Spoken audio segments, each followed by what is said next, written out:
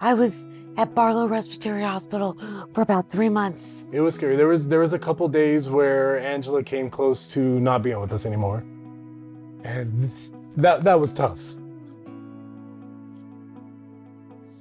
It's okay. I really needed Barlow because they're a respiratory hospital, and that's what my problem was. All respiratory. I had very nice nurses, very good CNAs, and I was treated extremely well by the PTU staff, by everybody there. I had never met Dr. Kashani before at Barlow. He was my main doctor there, and he would come and see me every day and check on how I was doing, if I needed anything. Angela took an ambulance ride from here on January 30th of 2021. Her oxygen was registering 65%. Yeah. So at that point, the whole house had been tested positive for COVID. So it was time to call an ambulance. Yeah. EMTs came and grabbed her and Would let you go with me. I couldn't go with because I was still COVID positive. I was still sick with symptoms. And February 2nd, got the phone call that she was intubated, sedated, paralytics, out on a ventilator. And Angela was sedated and on paralytics until February 28th. And that's when they started to wean her off and she started kind of waking up. She's very stubborn. Just a little bit. Very, very stubborn. So there was no putting her down. She was gonna make it through. And that was my feeling at Barlow. I wanted to be home with my family. So that's why I worked very hard. And the physical therapist really helped me because they knew I wanted to be home. So I got to come home a week earlier than they thought. Yep. Because I worked hard to get home. And if I talk too much or get too animated, my oxygen will start going down. Like right now. Like right now, yeah.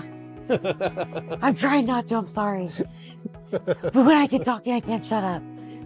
He sleeps next to me downstairs every night. I don't leave her side. He doesn't. I don't leave her side. Until she's better, I'm right there. There's no way around it. It's been like 20 plus years. So we've been through it all.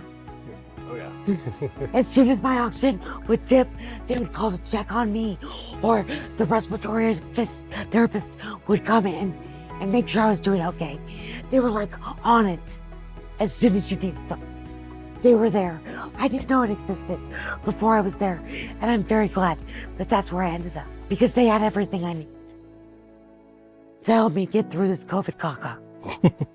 My main means of communication with Barlow was through the social worker, Jessica, and she was amazing.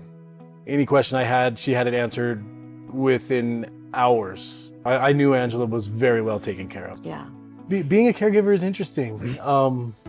I've never really had to do it before, and fortunately, I have a job where I'm able to stay home with her for a while. Angela can't walk on her own yet, so I'm helping her with that. Angela wants to be walking on her own already, and she tries, and I won't let her. I would like to thank Barlow because 100% they gave her the best care that I think she could possibly have. I was comfortable. Yeah. I knew she was well taken care of. I mean, she told me that, and when I was able to visit, I could see it. So I'm very, very appreciative to Barlow.